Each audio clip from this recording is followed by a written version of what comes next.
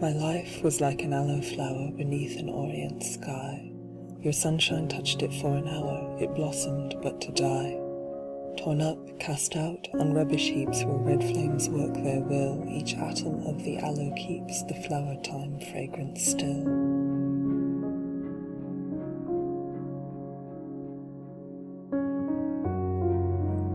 So in the sinful streets, abstracted and alone, I with my secret self held communing of mine own. So in the southern city spake the tongue of one that somewhat overwildly sung, but in a later hour I sat and heard another voice that spake, another, graver word. Weep not, it bade, whatever hath been said, though he be dead, he is not dead. In the true creed he is yet risen indeed, Christ is yet risen.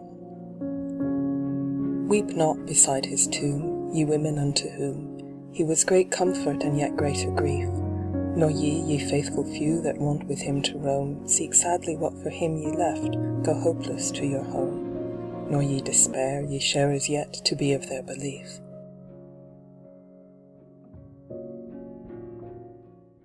Any person may become great.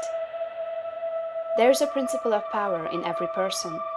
By the intelligent use and direction of this principle, genius is more than talent. They are in connection with a reserve of the power that is without limit. We do not know where the boundary of the mental powers of man is. We do not even know that there is a boundary. The power of conscious growth is not given to the lower animals. Trees and plants grow automatically and along fixed lines. Trees and plants can only develop certain possibilities and characteristics, which is or has been shown by any person, anywhere. Nothing that is possible in spirit is impossible in flesh and blood.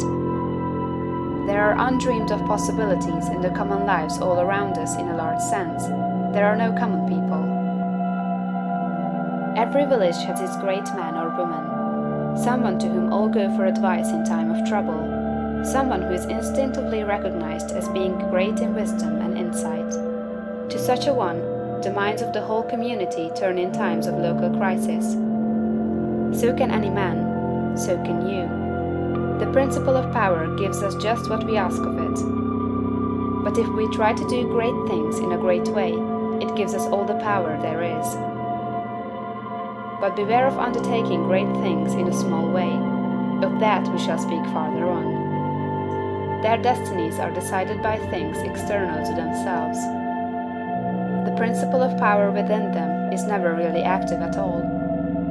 He has within him a well of water springing up into everlasting life. All the experiences of life are designed by Providence to force men and women into self-activity, or did greater things than you can accomplish. You can become what you want to be.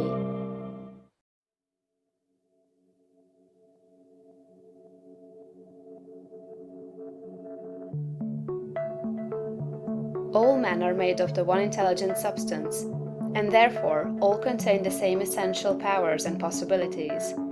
Greatness is equally inherent in all, and may be manifested by all. Every person may become great. Every constituent of God is a constituent of man. Man may overcome both heredity and circumstances by exercising the inherent creative power of the soul. If he is to become great, the soul must act and must rule the mind and the body. Man's knowledge is limited, and he falls into error through ignorance. To avoid this, he must connect his soul with the universal spirit. Universal spirit is the intelligent substance from which all things come.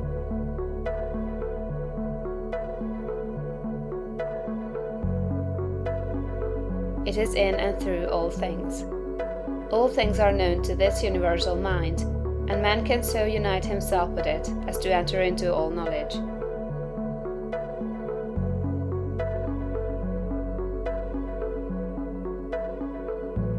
Must reach the right viewpoint, recognizing that God is all, in all, and that there is nothing wrong. He must see that nature, society, government, and industry are perfect in their present stage, and advancing toward completion, and that all men and women everywhere are good and perfect. He must know that all is right with the world, and unite with God for the completion of the perfect work. It is only as man sees God as the great advancing presence in all, and good in all, that he can rise to real greatness. He must consecrate himself to the service of the highest that is within himself, obeying the voice of the soul. There is an inner light in every man that continuously impels him toward the highest, and he must be guided by this light if he would become great. He must recognize the fact that he is one with the Father, and continuously affirm this unity for himself and for all others. He must know himself to be a God among gods, and act accordingly.